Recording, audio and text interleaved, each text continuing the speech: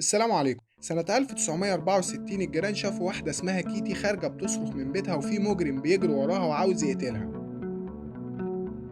الناس كلها واقفة بتتفرج لحد ما المجرم يقرب من الست ويقتلها فعلا ويهرب. كل ده وسط الناس كلها اللي كانت واقفة من غير حتى ما حد يفكر يرفع شماعة يدافع بيها عن الست الغلبانة. الله يرحمك يا ست كيتي. الظاهرة دي اسمها بايستاندر افكت، واللي هتكون موضوع حلقة النهاردة. روح بقى هات كوباية الشاي الجميلة بتاعتك ويلا بينا نبدأ الحلقة. القصة اللي حكيتها من شوية دي كانت محط اهتمام كبير لعلماء النفس في الوقت ده. ازاي محدش من الناس اللي كانت واقفة فكر يساعد الست الغلبانة ويدافع عنها من المجرم أو حتى فكر يتصل بالشرطة وقتها. المجرم ما كانش بيسلم على الست أو كان عايز ياخد منها حاجة ويمشي مثلا، لأ ده كان ماسك سكينة وفضل يقرب منها لحد ما قتلها ومشي.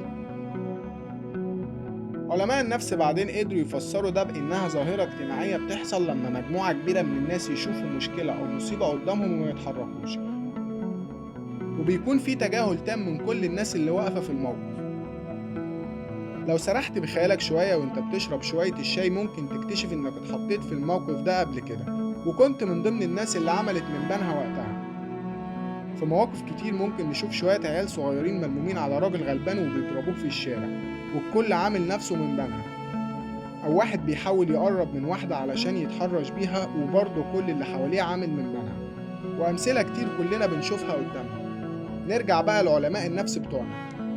قالوا إن لما الموضوع ده بيحصل وعدد الناس اللي بيكون شايف المشكلة دي بيزيد بتحصل حاجتين مهمين جدا: التجاهل الجماعي وتوزيع المسؤولية. ببساطة لما العدد بيزيد كل واحد من اللي واقفين بيبص على اللي حواليه ويقول في دماغه هو الباقي ما اتحركش ليه؟ هو اشمعنى أنا اللي هاخد موقف؟ يا سيدي الحق المشكلة وبعدين نجاوب على أسئلتك الغريبة دي، تلاقيه تنح ووقف زي باقي الناس اللي حواليه.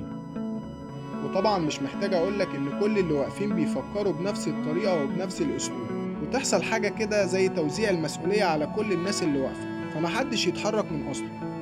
وده لأن كل واحد من اللي واقفين بيكون معتمد على اللي حواليه واللي حواليه معتمدين عليه وهكذا.